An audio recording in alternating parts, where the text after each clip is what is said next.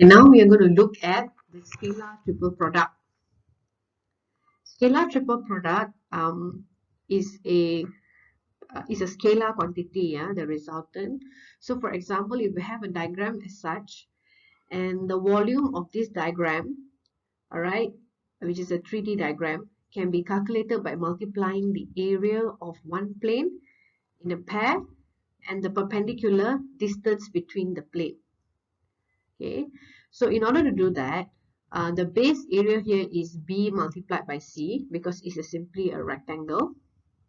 Okay, and then the reason that's modulus because it has to be a scalar quantity. All right, so B cross product C, vector B cross product vector C, and then there's a modulus. Okay, and then distance between the plane is simply based on this diagram. H equals to modulus A cos theta, because this is the theta. Okay, H is the vertical, the vertical distance. Okay, and in this case, the total volume, which is supposed to be AH, is simply A is the area of the base, which is cross product of vector B and C. Right, so A is represented by B cross product C.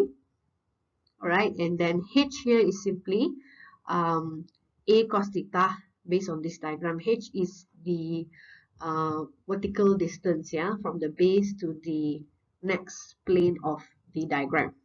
Okay, so AH.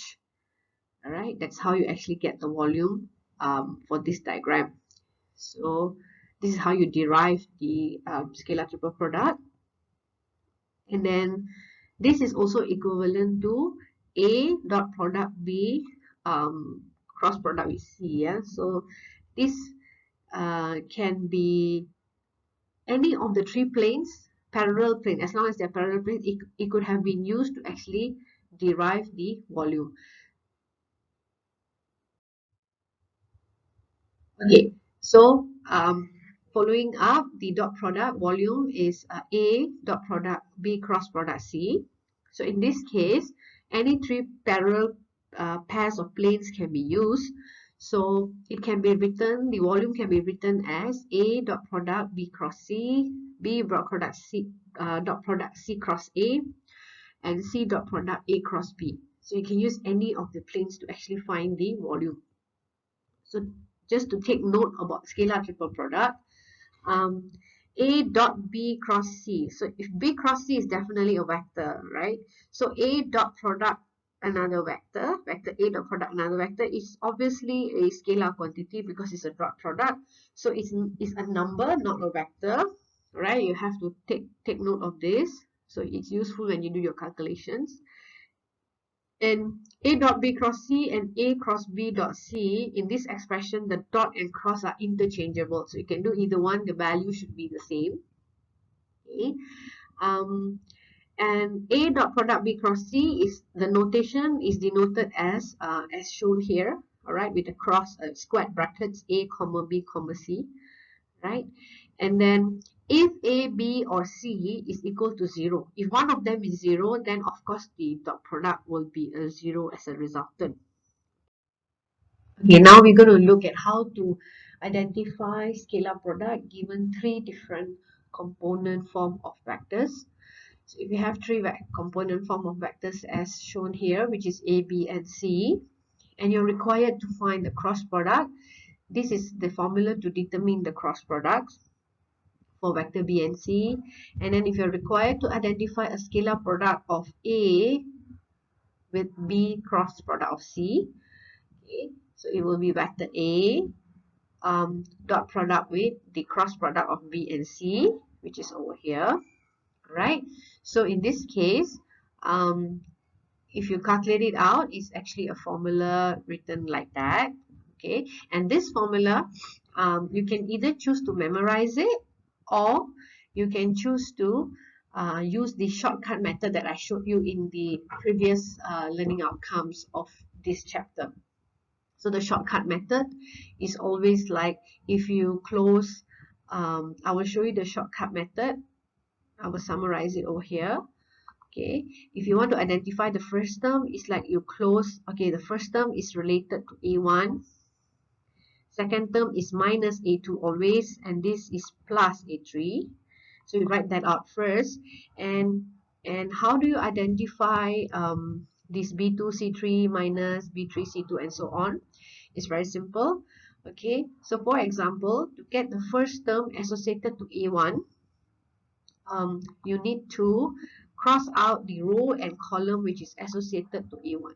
So this row is associated to A1, this column is associated to A1, and then you're going to get a determinant of a 2 by 2 matrix. So it will be AD minus BC. So in this case is B2 times C3, B2 times C3, okay, minus B3 times C2. Okay, so that's for A1, right? Next, now let's look at how to identify the coefficients of negative A2. So how to get the coefficient of negative A2 is simply, as usual, you close the row and column which is associated to A2. So basically, you close these two rows. So you're going to get so this part here is a product of a determinant of B1, B3, C1, and C3.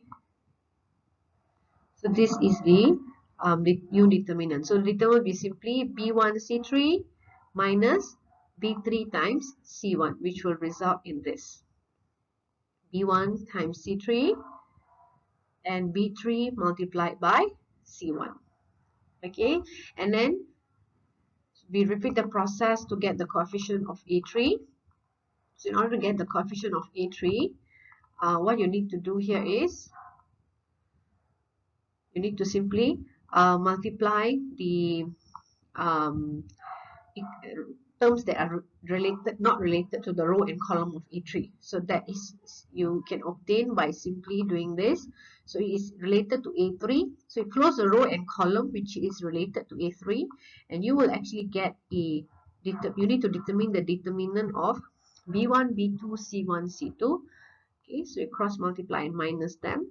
So you will get B1 times C2, okay, minus B2 times C1.